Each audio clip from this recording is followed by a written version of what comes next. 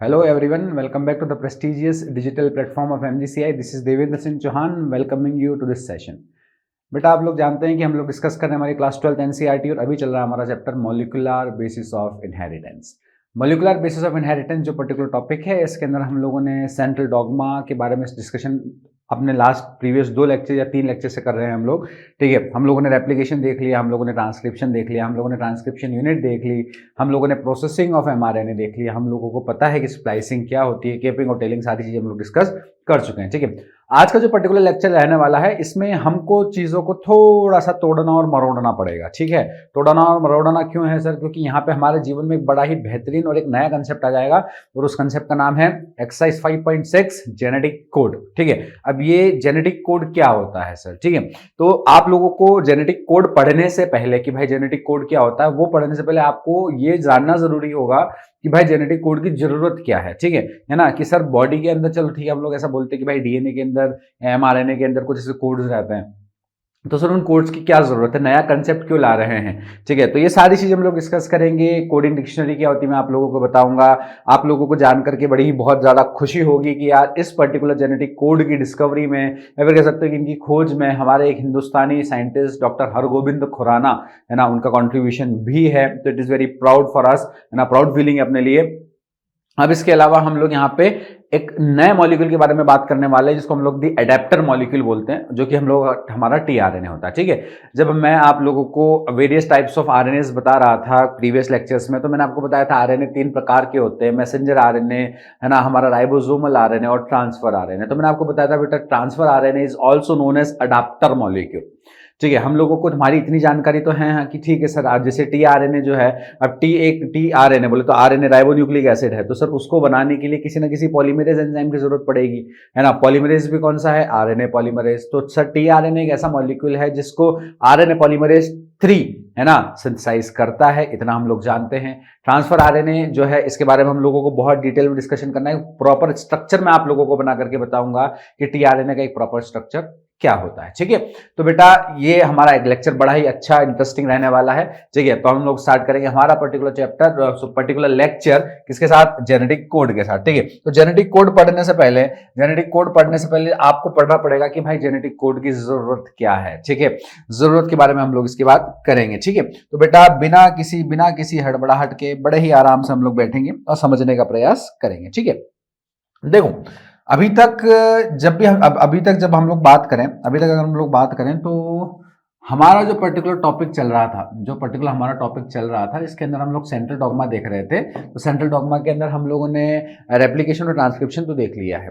ठीक है, तो बेटा जब तक आप रेप्लिकेशन और ट्रांसक्रिप्शन पर थे तब तक आपको इसकी जरूरत नहीं पड़ी थी।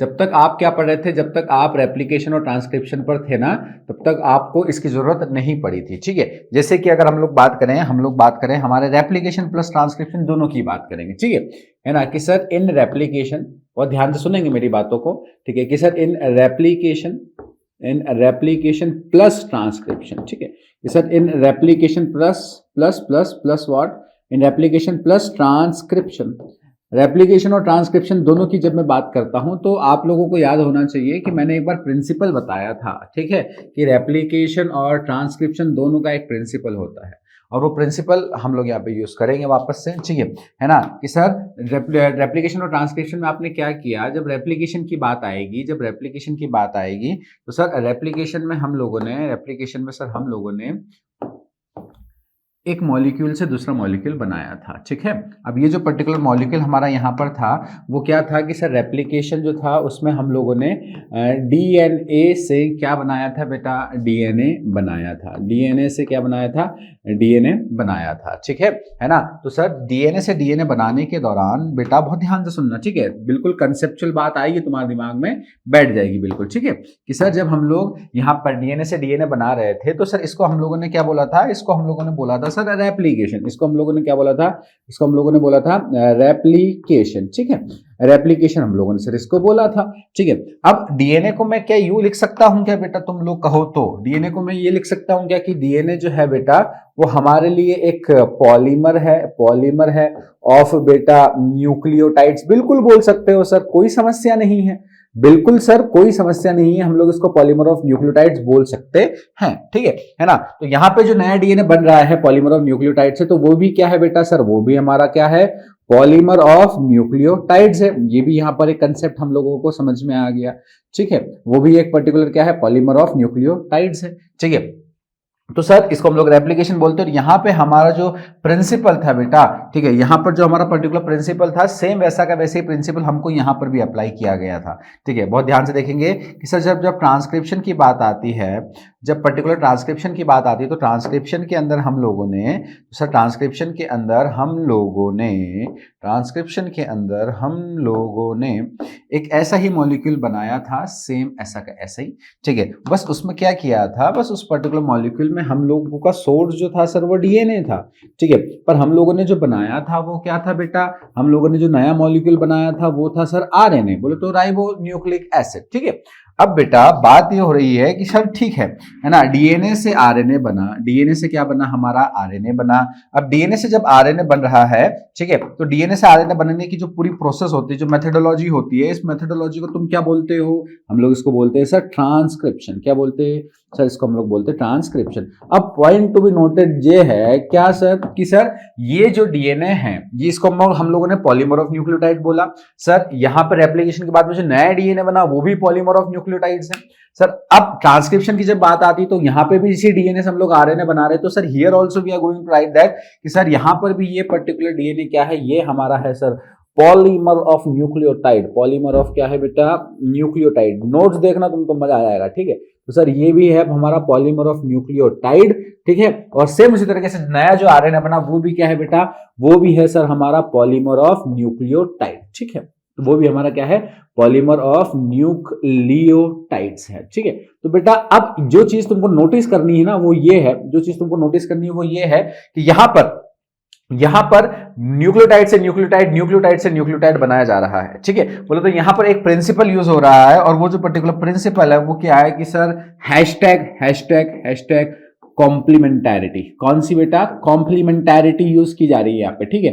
मतलब अगर आपको डीएनए का एक सेगमेंट या फिर डीएनए का एक स्ट्रैंड का सीक्वेंस पता है तो आप ऑटोमेटिकली डीएनए के दूसरे स्ट्रैंड का सीक्वेंस आइडेंटिफाई कर सकते हैं। अगर आपको डीएनए के एक स्ट्रैंड का सीक्वेंस पता है तो आप बेशक अपने हिसाब से आप आरएनए का जो पर्टिकुलर उसका जो करस्पॉन्डिंग या फिर कॉम्प्लीमेंट्री आरएनए बनेगा, ठीक है, उसका पर्टिकुलर आप सीक्वेंस आइडेंटिफाई कर सकते हो, just because of the principle of complementarity कि सर बेस पेयर्स जो है वो कॉम्प्लीमेंट्री होते हैं, तो कॉम्प्लीमेंट्री बेस पेयर्स के अकॉर्डिंग चीजें जुड़ती जाती है। तो यहां पर आप देख पा रहे हो कि रेप्लिकेशन और ट्रांसक्रिप्शन दोनों में ही क्या हो रहा है बेटा, कॉम्प्लीमेंटैरिटी है ना, डेवलप हो रही है, ठीक है। पर जैसे ही हम लोग बात करते हैं बेटा हमारे ट्रांसलेशन की, ठीक है ना। तो जब हम लोग ट्रांसलेशन की बात करते हैं तो दिमाग में एक थोड़ा सा नया कंसेप्ट बनेगा, बहुत ध्यान से देखना क्या कंसेप्ट है, ठीक है। तो जब बेटा हम लोग ट्रांसलेशन की बात करते हैं, तुम अपने अनुभव से बताओगे, तुम अपने अनुभव से चीजों को सोचोगे तो तुम्हें पता चलेगा, याद आएगा कि सर ट्रांसलेशन इज एक्चुअली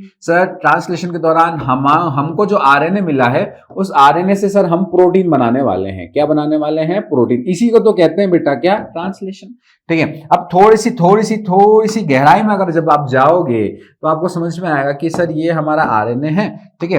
अब आरएनए को हम लोग यूं बोलते हैं कि सर आरएनए जो है, बहुत ध्यान से देखेंगे, आरएनए जो है सर वो हमारा, अभी तक बोलते आ रहे हैं वैसे तो इसको, आरएनए जो है हमारा सर वो एक पॉलीमर है न्यूक्लियोटाइड्स का। आरएनए क्या है बेटा, आरएनए जो है सर वो हमारा पॉलीमर ऑफ न्यूक्लियोटाइड्स है, ठीक है। पर जब बेटा हम लोग बात करेंगे हमारे प्रोटीन भाई की, जब हम लोग हमारे प्रोटीन भाई की बात करेंगे तो प्रोटीन भाई देखो ये रहा हमारा प्रोटीन, ठीक है। एक सेकंड, इसको आप लोग बिल्कुल एग्जैक्टली सेम डिस्टेंस पे इसको रख देंगे, ठीक है, ये बिल्कुल हो गया। तो सर जब हम लोग बात करेंगे हमारे प्रोटीन की, ठीक है, जब प्रोटीन की बात की जाएगी तो प्रोटीन के केस में चीजें थोड़ी सी अलग हो जाएंगी सर, ठीक है। प्रोटीन के केस में चीजें कैसे अलग हो जाएंगी कि सर प्रोटीन जो होता है ना सर वो असल में पॉलीमर होता है हमारे अमाइनो एसिड्स का। कई सारे अमाइनो एसिड्स को एक साथ में एक चेन में जोड़ करके सर प्रोटीन मॉलिक्यूल बनता है, ठीक है। तो उसको हम लोग यूं बोल सकते हैं कि सर अगर आरएनए जो है वो एक पर्टिकुलर पॉलीमर ऑफ न्यूक्लियोटाइड बोले तो पॉलीन्यूक्लियोटाइड है। अगर आरएनए एक पॉली न्यूक्लियोटाइड है तो सर प्रोटीन के केस में कंसेप्ट बदल जाएगा और कंसेप्ट नहीं आएगा कि सर प्रोटीन असल में एक पॉलीपेप्टाइड है। प्रोटीन असल में क्या है बेटा, एक पॉलीपेप्टाइड। अगर प्रोटीन एक पॉलीपेप्टाइड है, ठीक है, और हमारा जो पर्टिकुलर आरएनए है वो एक पॉलीन्यूक्लियोटाइड है, ठीक है, तो यहां पर बेटा जो आपका प्रिंसिपल ऑफ कॉम्प्लीमेंटैरिटी था वो नहीं जमेगा, ठीक है। तो सर यहां पर मैं सिंपली लिख देता हूं, बड़े ही दुख के साथ लिख देता हूं कि सर नो कॉम्प्लीमेंटैरिटी एग्जिस्ट, कि सर यहां पर कोई कोई कोई कोई कोई कॉम्प्लीमेंटैरिटी एग्जिस्ट नहीं करती। तो सर नो कॉम्प्लीमेंटैरिटी एग्जिस्ट। अगर कोई कॉम्प्लीमेंटैरिटी एग्जिस्ट नहीं कर रही है तो फिर आप कैसे सिंथेसाइज करोगे आरएनए से प्रोटीन, कैसे बनाओगे अगर कोई कॉम्प्लीमेंटैरिटी नहीं है तो फिर एक जीवन में नया कंसेप्ट आएगा, और वो जो कंसेप्ट है बेटा उसको मैं बोलूंगा जेनेटिक कोड। सर कैसे? सर समझ में नहीं आया सर अब आप हमको ये तो समझ में आ गया सर कि ये आरएनए से प्रोटीन बनता है, इसको ट्रांसलेशन बोलते हैं, और सर यहाँ पे आरएनए से प्रोटीन बनता है, इसको ट्रांसलेशन बोल रहे हैं, और सर इस पर्टिकुलर ट्रांसलेशन की जो प्रोसेस है सर, उस ट्रांसलेशन की प्रोसेस में कॉम्प्लीमेंटैरिटी तो एग्जिस्ट नहीं करेगी सर, कॉम्प्लीमेंटैरिटी एग्जिस्ट नहीं करेगी। क्यों नहीं करेगी? क्योंकि तुम इधर देखो, ये जो आरएनए है तुम्हारा, ये जो आरएनए है तुम्हारा, ये पॉलीन्यूक्लियोटाइड, ये इस तरीके की चेन है, ठीक है, इसके अंदर बहुत सारे क्या है, पॉलीन्यूक्लियोटाइड्स हैं, ठीक है, और सेम उसी तरीके से जो पर्टिकुलर प्रोटीन रहेगा उसके अंदर बहुत सारे अमाइनो एसिड्स रहेंगे, ठीक है, बहुत सारे क्या रहेंगे, अमाइनो एसिड्स। तो मैं ये लिख देता हूं कि सर पॉलीमर ऑफ न्यूक्लियोटाइड्स है ना ये, तो ये हमारा प्रोटीन हो जाएगा पॉलीमर ऑफ अमाइनो एसिड्स। किसका polymer? Polymer of amino acids. Polymer of what बेटा?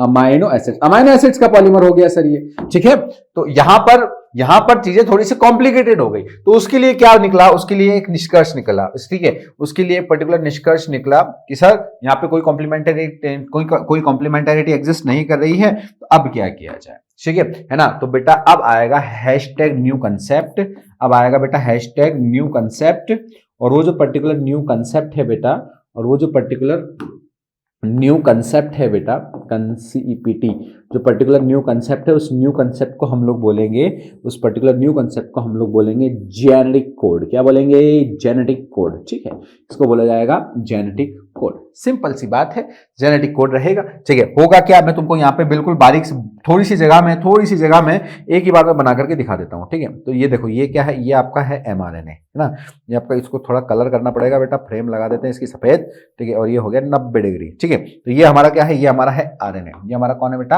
आरएनए। ध्यान से देखना इस आरएनए को,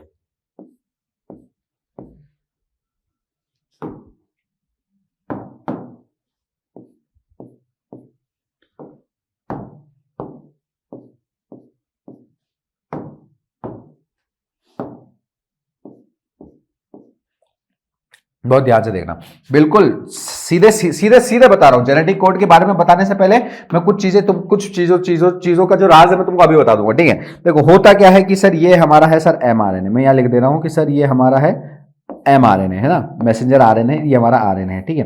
बेटा होगा क्या, सुना ध्यान से, आरएनए के ऊपर जैसे मान लो यहाँ पर ये पर्टिकुलर कोड लिखा हुआ है। अब ये जो पर्टिकुलर कोड लिखा हुआ है, इस कोड को मैं बोल रहा हूँ कि जैसे फॉर एग्जांपल मान लो ये कोड जो है ये है एडेनिन, यूरेसिल और ग्वानिन, ठीक है। अब ये एडेनिन, यूरेसिल और ग्वानिन है बेटा, तो ये हो गया एक कोडॉन। क्या हो गया बेटा? ये एक कोडॉन हो गया, या फिर तुम अभी के लिए तो इसको बोल दो कि सर अभी के लिए ये क्या हो गया? कोड, ठीक है ना। और ये जो पर्टिकुलर कोड है, ये है किसका? Code of amino acid. Code किसका है बेटा? ये अमाइनो एसिड, ठीक है। ये कोड किसका रहेगा? ये कोड रहेगा अमाइनो एसिड का। तो ये क्या बना देगा? ये बना देगा सर हमारे लिए अमाइनो एसिड नंबर 1। क्या ये समझ में आया? ये अमाइनो एसिड के लिए कोड करेगा, ठीक है। सेम उसी तरीके से जब इसके बारे में बात की जाएगी तो ये हो गया कौन सा बेटा? कोड नंबर 2, ठीक है ना, कि सर ये हो गया हमारा क्या? ये सर हमारा या तो कोडॉन लिख दो, या फिर सर इसको हम लोग लिख देंगे कोड, ठीक है। अब ये किसके लिए बेटा, है ना, कि सर ये कोड करेगा सर फॉर अमाइनो एसिड, ये कोड करेगा सर ऑफ अमाइनो एसिड 2, ठीक है। कोड करेगा किसको? ये कोड करेगा कोड ऑफ अमाइनो एसिड, बोलो तो AA2 लिख देता हूं। क्या लिख देता हूं? AA2 लिख देता हूं। ये बात समझ में आ गई क्या? सेम उसी तरीके से बेटा पिंक वाले की बात करें, इधर नीचे की तरफ आ जाते हैं तो सर ये क्या हो जाएगा? ये हो जाएगा सर हमारा कोडॉन या फिर कोड नंबर 3। ये हो जाएगा हमारा कोडॉन या फिर कोड नंबर 3। और सर ये किसके लिए कोड करेगा? है ना, code of amino acid number 3, ठीक है। सुनना मेरी बात ध्यान से, बिल्कुल सिंपल है, जैसे ये छोटे बच्चों को बताते हैं सेम वैसे बता रहा हूँ, ठीक है ना। तो code of amino acid number 3 तीसरे अमाइनो एसिड को कोड करेगा, ठीक है ना। अब नीचे ब्लू वाले की बात कर लेते हैं, इसकी बात कर लेते हैं, इसकी, ठीक है। तो बेटा ये क्या है? ये हो जाएगा हमारा अगला कोड या फिर कोडॉन हो गया, ठीक है। और सर ये किसके लिए कोड करेगा? ठीक है, कोड हो जाएगा sir of amino acid AA4, ठीक है, समझ रहे हो क्या तुम? ऐसे करके धीरे धीरे अमाइनो एसिड्स बनते जाएंगे और जैसे ये पर्टिकुलर अमाइनो एसिड बनेंगे, ठीक है ना, कि ये जो पर्टिकुलर अमाइनो एसिड बने, ठीक है, कि ये जो पर्टिकुलर अमाइनो एसिड बने, ठीक है, तो ये आगे जाकर के क्या करेंगे, आपस में ज्वाइन हो जाएंगे, ठीक है, आप आगे जाकर के आपस में क्या हो जाएंगे, ये ज्वाइन हो जाएंगे, ठीक है, और उससे क्या बनेगा, उससे बनेगा पॉलीमर ऑफ अमाइनो एसिड। क्या बनेगा उससे? Polymer of amino acid. बोले तो क्या कि सर ये हमारा amino acid number 1, amino acid number 2, amino acid number 3, amino acid number 4, और इसी को मैं बोलूंगा क्या? Protein chain. इसी को मैं क्या बोलूंगा? Protein chain. दिस इज बेटा जेनेटिक कोड। इसको हम लोग बोलते हैं जेनेटिक कोड। क्या कि सर जेनेटिक कोड असल में एमआरएनए के ऊपर मौजूद नाइट्रोजनस बेसिस का एक सीक्वेंस रहता है, ठीक है। इसके अंदर 3 ही रहेंगे, हाँ बेटा 3 ही रहेंगे, अभी बता दे रहा हूं, ठीक है ना। 3 रहते हैं पर्टिकुलर नाइट्रोजनस बेसिस के सीक्वेंस, जैसे AUG है तो वो एक के लिए कोड करेगा, और वो जो पर्टिकुलर कोड है वो किसका कोड है? अमाइनो एसिड के लिए कोड है, ठीक है। अब ये कैसे होगा, ये यहां तुम तो बस यहां तक रुको, बस इतना, ठीक है। ये कैसे होगा ये हम लोग आगे की कहानी में देखेंगे, आगे की पिक्चर में हम लोग देखेंगे, बट अभी हमारे लिए इतना समझना जरूरी है, ठीक है। तो ये जो नया कंसेप्ट आया ये जेनेटिक कोड है, ठीक है, या फिर जीन कोड बोलते हैं इसको, ठीक है। ये क्यों आया? क्योंकि सर रेप्लिकेशन और ट्रांसक्रिप्शन में इसकी जरूरत क्यों नहीं पड़ी? क्योंकि रेप्लिकेशन और ट्रांसक्रिप्शन में हम लोग nucleic acid to nucleic acid, nucleic acid to nucleic acid बना रहे थे, पॉलीमर ऑफ न्यूक्लियोटाइड से पॉलीमर ऑफ न्यूक्लियोटाइड, और पॉलीमर ऑफ न्यूक्लियोटाइड से पॉलीमर ऑफ न्यूक्लियोटाइड बना रहे थे। कोई समस्या आई नहीं रही थी, इसलिए हम लोगों ने यहां देखा कि यहाँ पे कॉम्प्लीमेंटारिटी एग्जिस्ट करती है, ठीक है। पर जैसे ही पर्टिकुलर हमारे जीवन में कौन आया, जैसे पर्टिकुलर हमारे जीवन में ट्रांसलेशन आया, तो यहां पर आरएनए से प्रोटीन बनाना पड़ गया। बोले तो पॉलीन्यूक्लियोटाइड से पॉलीपेप्टाइड बना रहे हैं, है ना। तो फिर उसके लिए हमारे जीवन में नया कंसेप्ट आया, उसका नाम क्या था? Genetic code. और वो ये देखो ये क्या है, ठीक है, ये कोड समझ में आ गया होगा आप लोगों को, ठीक है ना। तो इससे हमारे दिमाग में आ गया है केमिकल लोचा, ठीक है, कि भाई there is something like genetic code. तो हम लोग उसके बारे में बात करेंगे बेटा, ठीक है ना। पूरा थ्योरेटिकल कंसेप्ट है, पूरा थ्योरेटिकल कंसेप्ट है। जितना सिंप्लीफाई मैं आप लोगों को इसको या फिर जितना इंटरेस्टिंग मैं कर सकता था मैंने उतना किया है। हम लोग बात करते हैं और इसके आगे, ठीक है ना। चलो ये हमारा है पहला ही पेज, ठीक है। हेडिंग है बेटा, हेडिंग है माय डियर, हेडिंग है हमारी एक्सरसाइज 5.6, इसको बोलते हैं genetic code. During replication and transcription a nucleic acid was copied to form another nucleic acid, ठीक है, कि सर रेप्लिकेशन और ट्रांसक्रिप्शन में एक न्यूक्लिक एसिड से आप दूसरा न्यूक्लिक एसिड बना रहे थे। Hence these processes are easy to, है ना, conceptualize on the basis of complementarity, ठीक है। कॉम्प्लीमेंटैरिटी के बेसिस पे आप इसको इजीली स्टडी कर सकते हो या फिर इसका कंसेप्ट समझ सकते हो, ठीक है। बट एक्चुअल की बात की जाए कि sir the process of translation requires the transfer of genetic information from polymer of nucleotide to synthesize a polymer of amino acids, ठीक है। तो यहां पर पर्टिकुलर चीजें थोड़ी सी क्या हो गई, ये बदल गई, ठीक है। यहां पर हमारा पर्टिकुलर कोर मॉलिक्यूल से कोर मॉलिक्यूल चेंज हो गया। जैसे उधर कोर मॉलिक्यूल न्यूक्लिक एसिड था तो इधर कोर मॉलिक्यूल न्यूक्लिक एसिड था, पर अब ट्रांसलेशन में इधर कोर मॉलिक्यूल न्यूक्लिक एसिड रह गया, पर जो नया मॉलिक्यूल बनेगा वो कौन बनेगा? हमारा एक प्रोटीन बनेगा, पॉलीपेप्टाइड बनेगा। तो कॉन्सेप्ट चेंज होगा, ठीक है। Neither does any complementarity exist between nucleotides and amino acid. Nucleotides और अमाइनो एसिड के बीच में कोई कॉम्प्लीमेंटेरिटी एग्जिस्ट नहीं करती, nor could any be drawn theoretically, ठीक है। और ना ही उसको हम लोग थ्योरेटिकली तो बना ही नहीं सकते हैं, ठीक है। तो उसके बाद में देखा जाए नेक्स्ट पॉइंट कि sir there exist ample evidences though to support the notion that change in nucleic acid, बोलो तो genetic material were responsible for change in amino acids in protein, ठीक है। देखो ये थोड़ा सा नई चीज है क्या कि सर अगर न्यूक्लिक एसिड्स के अंदर कोई चेंज आ जाता है, ठीक है, आप इधर देखेंगे ये पर्टिकुलर जो कंसेप्ट मैंने आप लोगों को बताया, इसमें अगर अपने इधर पर्टिकुलर कोड के सीक्वेंस में कोई चेंज आ जाता है, AUG में कोई चेंज आ जाएगा, मतलब AUG जो है वो अगर बदल गया, मान लो GUA हो गया, ठीक है। तो यहाँ पे न्यूक्लिक एसिड में अगर कोई चेंज आया तो बेटा जाहिर सी बात है कहाँ चेंज आएगा? हमारे प्रोटीन में चेंज आएगा, अमाइनो एसिड के अंदर चेंज आएगा, ठीक है। तो ये अपने को याद रखना है, ठीक है। ये चीज बहुत ज्यादा सेंसिटिव है, ठीक है। उसको हम लोग म्यूटेशन बोलते हैं हालांकि, ठीक है। यहाँ पे जो दो थोड़े से कॉम्प्लिकेटेड वर्ड आए, एम्पल का मतलब होता है बहुत सारा, एविडेंसेस का मतलब होता है सबूत, ठीक है ना। फिर उसके बाद में नेक्स्ट पॉइंट आता है कि sir this lead to proposition of genetic code that could direct the sequence of amino acid during synthesis of protein. तो यहाँ से एक नया पर्टिकुलर कंसेप्ट प्रपोज किया गया, उस कंसेप्ट को हम लोग बोलते हैं जेनेटिक कोड, ठीक है ना। It determining the biochemical nature of genetic material and the structure of DNA was very exciting. The proposition and deciphering of genetic code were most challenging, ठीक है। कि जैसे कि आप देख पा रहे हैं कि भाई, है ना, बड़ा ही थोड़ा सा एक्साइटिंग था ये पता करना कि भाई बायोकेमिकल नेचर क्या है जेनेटिक मटेरियल का, पर्टिकुलर हमारा, है ना, तुम्हें याद होगा ऑसवर्ल्ड याद आ गया होगा, हमारा भाई पर्टिकुलर मैक्लेरिन याद आ गया होगा, मैककार्टी याद आ गया होगा। उन्होंने बायोकेमिकल नेचर पता किया था ना जेनेटिक मटेरियल का, फिर हमारा जेनेटिक मटेरियल क्या है, तो बड़ा एक्साइटिंग था। पर जब जेनेटिक कोड की बात आती है कि भाई आरएनए के अंदर ऐसे क्या कोड्स रहते होंगे जो अमाइनो एसिड को निकालते हुए अमाइनो एसिड के लिए कोड करते होंगे, तो sir it was very challenging, बहुत ज्यादा चैलेंजिंग था। ठीक है, बहुत ज्यादा अलग अलग साइंटिस्ट इन्वॉल्व थे इसके अंदर। ठीक है, in a very true sense it required involvement of scientist from several disciplines. ठीक है ना, डिसाइपल्स, ठीक है, डिसिप्लिन्स। ठीक है, अलग अलग क्षेत्रों से अलग अलग साइंटिस्ट यहाँ पर आए थे। ठीक है, अब अलग अलग क्षेत्र कौन कौन से थे आप लोग देख लीजिए। सर फिजिसिस्ट लगे, फिर उसके बाद में सर ऑर्गेनिक केमिस्ट लगे, सर बायोकेमिस्ट लगे, है ना, जेनेटिस्ट लगे। ठीक है, तो सर ये सब अलग अलग साइंटिस्ट हैं कि भाई जो पर्टिकुलर, है ना, ऑर्गेनिक केमिस्ट्री के बारे में जानकारी रखता हो, कोई बायोकेमिस्ट्री के बारे में जानकारी रखता हो, कोई जेनेटिक्स के बारे में जानकारी रखता हो, कोई फिजिकल केमिस्ट्री के बारे में जानकारी रखता हो। तो ऐसा करके अलग अलग साइंटिस्ट है, अलग अलग क्षेत्रों के साइंटिस्ट है, उन सभी का एक्सपीरियंस, टाइम, इन सारी चीजों की जरूरत पड़ी थी इन भाई साहब की डिस्कवरी के लिए। तो ये बहुत बड़े सूरमा है ये।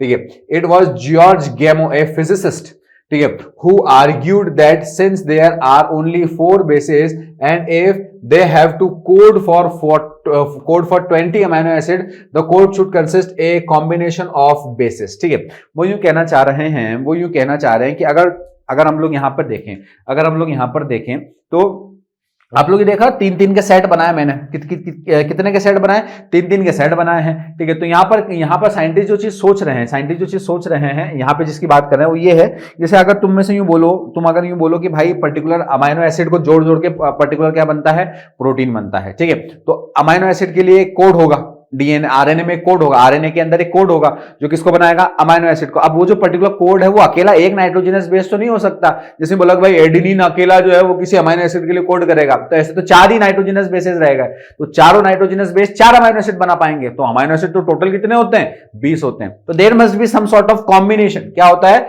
कॉम्बिनेशन। बोलते कि भाई कभी एडेनिन यूरेसिल के साथ मिलकर के कोई एक बनाएगा, फिर एडेनिन ग्वानिन के साथ मिलकर के कोई एक बनाएगा। ऐसे करके साइंटिस्टों के दिमाग में थोड़ी खिचड़ी पकी, अरे भाई कॉम्बिनेशन होगा फिर तो अकेला तो नहीं होगा, कॉम्बिनेशन होगा। तो कॉम्बिनेशन क्या होगा, कितनों का कॉम्बिनेशन होगा, 2 का होगा, 3 का होगा, 4 का होगा, 6 का होगा, कितने का होगा। ठीक है, तो फिर साइंटिस्ट यहां पे देखने लगे। यहां से की पॉइंट दिमाग में आता है, क्या की पॉइंट क्या दिमाग में आता है, की पॉइंट ये आता है कि तुम्हारे बॉडी में कितने अमाइनो एसिड, इतना बताओ। ठीक है, तुम्हारी बॉडी में कितने अमाइनो एसिड्स हैं, सर हमारी बॉडी में टोटल 20 अमाइनो एसिड्स होते हैं। ठीक है, कितने अमाइनो एसिड्स होते हैं, टोटल 20 अमाइनो एसिड्स हमारी बॉडी में होते हैं। ठीक है, फिर उसके बाद में अगर हम लोग बात करें, ठीक है, कि sir suggested that in order to code for all 20 amino acid the code should be made up of nucleotide, 3 nucleotide. कितने न्यूक्लियोटाइड का होगा, 3 न्यूक्लियोटाइड का। ठीक है, मतलब AUG 3 हो गए, AUG 3 हो गए। ठीक है, उसके बाद में और मैं आपको बताऊंगा GGG।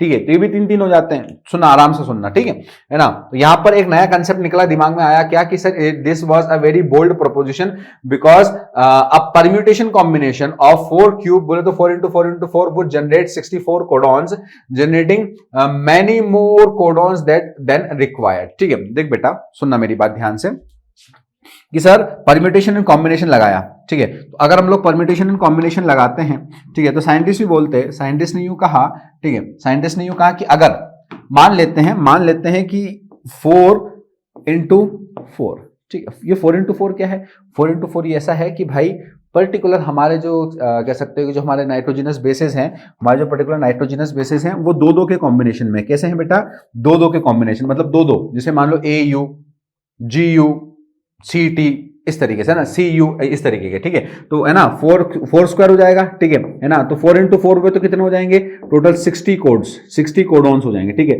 60 कोडॉन या फिर 60 कोड्स हो, 16 कोड्स हो गए। ठीक है, पर आपको अमाइनो एसिड कितने बनाने हैं, 20, तो 16 ही कोड हुए तो 20 अमाइनो एसिड बनाना है, कम पड़ रहे हैं। ठीक है, तो ये 4 की पावर 2 तो नहीं होगा। ठीक है, फिर साइंटिस्ट ने सोचा कि चलो 4 की पावर 3 रखते हैं, तो 4 की पावर जब वो 3 रखते हैं तो इस हिसाब से 4 का क्यूब बोले तो 4 into 4 into 4 कितना हो जाएगा, 64 कोडॉन्स हो जाएंगे।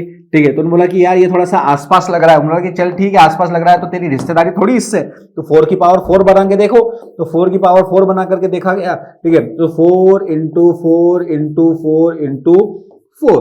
ठीक है, तो बेटा जब 4 into 4 into 4 into 4 करेंगे, ठीक है, तो यार मेरे हिसाब से तो मेरी मैथमेटिक्स बहुत ज्यादा कमजोर है, तो तुम देखो अपन कर लेते हैं ना भाई, तुम्हारे सामने कर लेते हैं, है ना। 4 4 से कितना होता है, 16 होता है, 4 छंग 64 और 24 और ये 25, ठीक है, 256, ठीक है, अप्रोक्सीमेट। गलत हो सकता है, मैं फिर बोल रहा हूं तुमको, बायोलॉजिक मास्टर से मैथमेटिक्स की उम्मीद मत करो, ठीक है ना। तो सर ये क्या हो जाएगा, यहाँ पे हमारे पास में 256, 256 कोडॉन्स हो गए। कितने हो गए, 256 कोडॉन्स, ठीक है। तो साइंटिस्ट बोलते हैं यार ये तो नहीं होगा। क्यों नहीं होगा, क्योंकि यार 20 अमीनो एसिड बनाने और 256 कोडॉन है, ठीक है, इतनी ज्यादा कॉम्प्लेक्सिटी तो बॉडी में नहीं हो सकती, ठीक है। तो साइंटिस्ट ने इसको क्या कर दिया, खारिज कर दिया, इसको कर दिया खारिज। और साइंटिस्ट किसके साथ गए, साइंटिस्ट गए इसके साथ कि भाई कॉम्बिनेशन में कितने का होगा, ट्रिपलेट होगा। कॉम्बिनेशन में क्या होगा, ट्रिपलेट होगा। नाइट्रोजनस बेसिस के तीन तीन तीन तीन तीन के सेट्स बनेंगे। तो यहां से पर्टिकुलर ये 4 की पावर 3 निकल करके आया। समझ में आया, बिल्कुल बेसिक है ना। सिंगल के फॉर्म में हो नहीं सकता, क्योंकि 4 ही अमीनो एसिड है हमारे, 4 ही नाइट्रोजनस बेस है, तो उसे 4 अमीनो एसिड बनेंगे, नहीं होगा। सर 2 के फॉर्म में लगा के देखा, 4 की पावर 2, ठीक है, तो 4 इंटू 4 16, सर 20 बनाने अमीनो एसिड। 4 की पावर 3 लगा के देखा, सर 64, हाँ ठीक है, थोड़ा आसपास। सर 4 लगा के देख लेते हैं, 256 कोडॉन निकल रहे हैं और 20 अमीनो एसिड बनाने, तो साइंटिस्ट ने उसको भी खारिज कर दिया। तो सर वो किसके साथ गए, वो गए इसके साथ, 4 की पावर 3 है ना, 4 इंटू 4 इंटू 4 टोटल 64 कोडॉन्स उन्होंने बनाया, ठीक है। फिर उसके बाद में क्या किया कि sir providing proof that the codon was a triplet was more daunting task the chemical method developed by Hargobind Khorana was instrumental in synthesizing RNA molecules with defined combination, है ना, of bases, with defined combination of bases homopolymer and copolymer, ठीक है बेटा, है ना। थोड़ा सा रुकना, एक्चुअल में क्या है, यहां पर कंट्रीब्यूशन बताई जा रही है, ठीक है। किसकी क्या कंट्रीब्यूशन है, तो हमारे भाई साहब यहां पर देखिए आप, हमारे डॉक्टर साहब कौन है, हमारे डॉक्टर साहब हरगोबिंद खुराना। मैंने आप लोगों को बताया था ना कि एकमात्र साइंटिस्ट जिनका नाम है डॉक्टर हरगोबिंद खुराना, हिंदुस्तानी वैज्ञानिक है और वो इस पर्टिकुलर डिस्कवरी में इन्वॉल्व थे, ठीक है। तो उन्होंने यहां पर क्या किया था, ठीक है ना, कि सर इन्होंने यहाँ पे सिंथेसाइज किया, ठीक है। क्या सिंथेसाइज किया, आरएनए मॉलिक्यूल सिंथेसाइज किए विद डिफाइंड कॉम्बिनेशन, जिनका कॉम्बिनेशन डिफाइन था, पता था अपने को, ठीक है ना, ऑफ बेसिस होमोपॉलीमर और कोपॉलीमर, ठीक है। तो बेटा यहां पर हमारे जीवन में 2 नए वर्ड आ जाते हैं, होमोपॉलीमर और कोपॉलीमर, ठीक है। सर ये होमोपॉलीमर और कोपॉलीमर क्या होता है, तो मैं आपको बताता हूं, बहुत ध्यान से सुनेंगे। होमोपॉलीमर और कोपॉलीमर दोनों के बारे में आपको बताता हूं, ठीक है।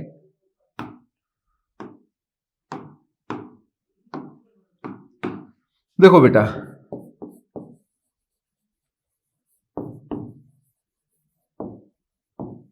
होमोपॉलीमर और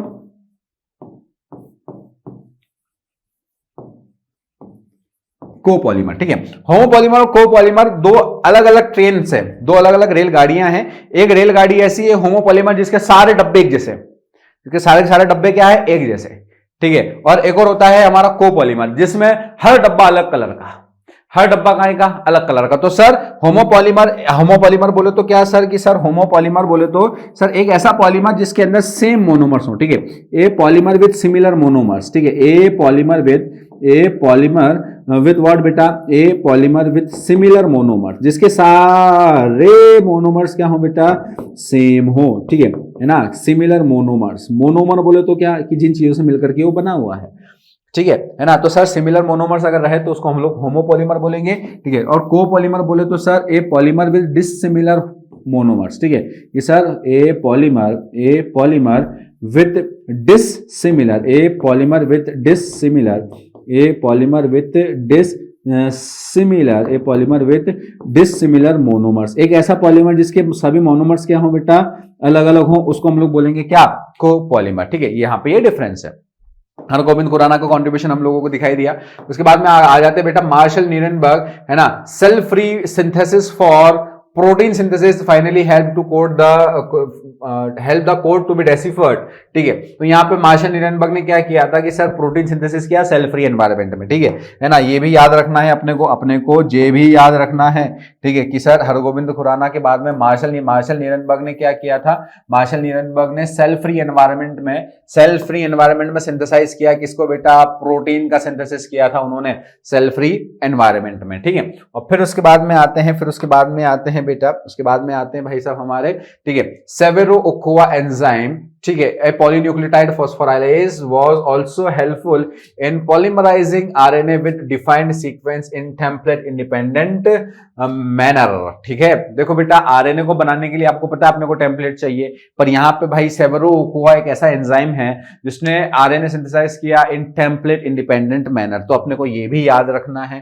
finally A chequerboard of genetic code was prepared which is given in table 5.1। Chequerboard बोले तो जे, ये भाई साहब निकल करके आए हैं, ठीक है। इसके अंदर बेटा सभी 64 कोडॉन्स दिए हुए हैं जो अलग अलग प्रकार के अमाइनो एसिड के लिए कोड करेंगे। जैसे कि आपको इसमें कुछ पर्टिकुलर हैं जो आपको याद रखने हैं, ठीक है, कुछ पर्टिकुलर हैं जो आपको याद रखने हैं। वो कौन कौन से याद रखने हैं? जैसे कि आपकी फैन फॉलोइंग इसके साथ में होनी चाहिए। किसके साथ में सर? आप इधर देखो, आपकी फैन फॉलोइंग इसके साथ में होनी चाहिए जो आपको AUG है। अब AUG किधर होगा, हम लोग उसको देखते हैं। AUG आप लोगों को यहां दिख रहा है बेटा, AUG, ठीक है, AUG हो गया, ठीक है। अब ये जो AUG है सर, इसको क्यों याद रखना है आपको पता चलेगा धीरे धीरे, आराम से, ठीक है। AUG जो होता है ना बेटा, इसको इसलिए याद रखना है, ठीक है, क्योंकि सर ये पर्टिकुलर मिथियोनिन के लिए कोड करता है। किसके लिए? मिथियोनिन। MET आप लोग देख पा रहे होंगे, है ना। तो MET जो है वो क्या है बेटा? वो मिथियोनिन है। MET क्या है? वो मिथियोनिन है, ठीक है।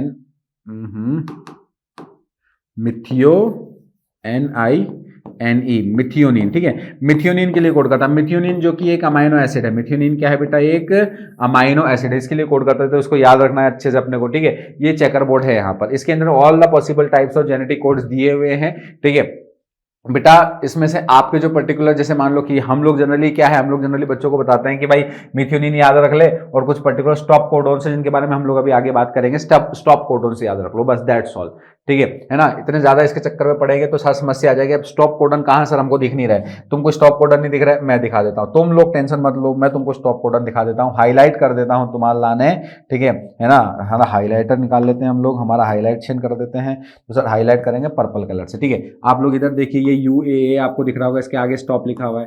UAG दिखा हुआ है, इसके आगे स्टॉप लिखा हुआ है। UAG और UGA अलग अलग है, तो ये इसके आगे भी क्या लिखा हुआ है? इसके आगे भी स्टॉप लिखा हुआ है, ठीक है। तो ये पर्टिकुलर आपको ये तीनों स्टॉप कोडन्स याद रखना है, ठीक है। These are the 3 stop codons बेटा, ठीक है ना। ये तीनों स्टॉप कोडॉन्स ये अपने को याद रखने हैं। थोड़ा डार्क कर दिया है मैंने, ठीक है, पर स्टिल इट इज ऑब्जर्वेबल, ठीक है। स्टॉप कोडन से बोले तो सर ये किसी भी पर्टिकुलर अमाइनो एसिड के लिए कोड नहीं करते इनको, इसलिए इनको स्टॉप रुक जा ऐसा बोलते हैं, स्टॉप कोडन बोलते हैं, ठीक है।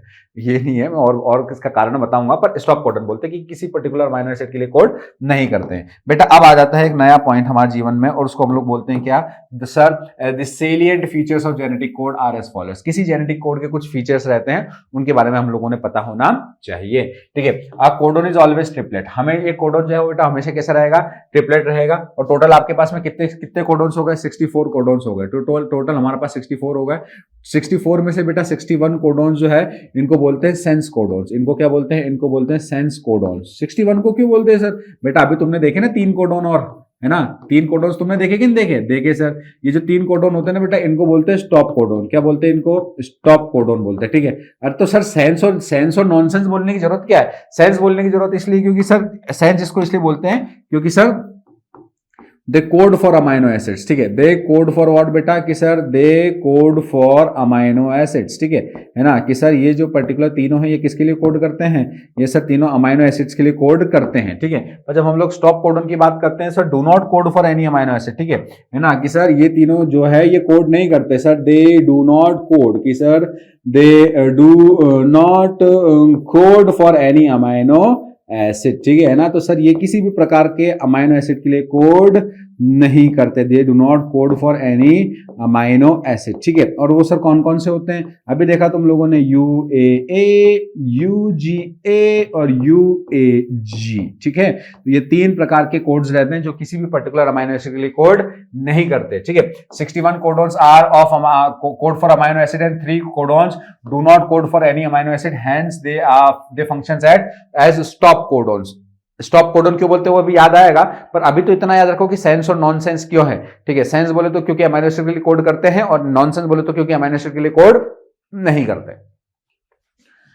सम amino acids are coded by more than 1 codon, hence the code is degenerate. ठीक है, मतलब यहां पर एक पर्टिकुलर कंसेप्ट आता है बेटा, this concept is known as degeneracy. क्या बोलते हैं इसको? इसको बोलते हैं डीजेनरेसी। डीजेनरेसी बोलते हैं कि सर पर्टिकुलर एक कोडोन, एक अमाइनो एसिड को अलग अलग कोडोन्स कोड कर सकते हैं। कैसे सर? इधर देखेंगे मेरे को जगह मिल जाएगी क्या? हाँ, मेरे को यहां जगह मिल जाएगी। तो मैं यहां पर आप लोगों को बेटा डीजेनरेसी बताता हूं। ठीक है, DEGENERACY, डीजेनरेसी। ठीक है, यहां पर मैं आप लोगों को बताता हूं डीजेनरेसी। ठीक है, अगर हम लोग डीजेनरेसी की बात करते हैं तो डीजेनरेसी जो है बेटा, डीजेनरेसी बोलती है कि सर जैसे मान लीजिए कि सर एक ऐसा थोड़ा सा गोले गोले बना दे, अपन गोले गोले बना दे, गोले गोले, ये गोला बीच में आ जाएगा, थोड़ा बड़ा कर लूँ। ठीक है, क्लोन कर ले, क्लोन कर ले, छोटे कर दो इसको, छोटा हो जा। ठीक है, इसका क्लोन कर लो, इधर आ जाएगा। ठीक है, इसका क्लोन कर लो, इधर आ जाएगा। ठीक है, ठीक है, इसका क्लोन कर लो, नहीं कर रहा है। ठीक है ना? तो बेटा इधर देखेंगे, इधर देखेंगे, इधर देखेंगे, है ना? तो ये हो गया सर हमारा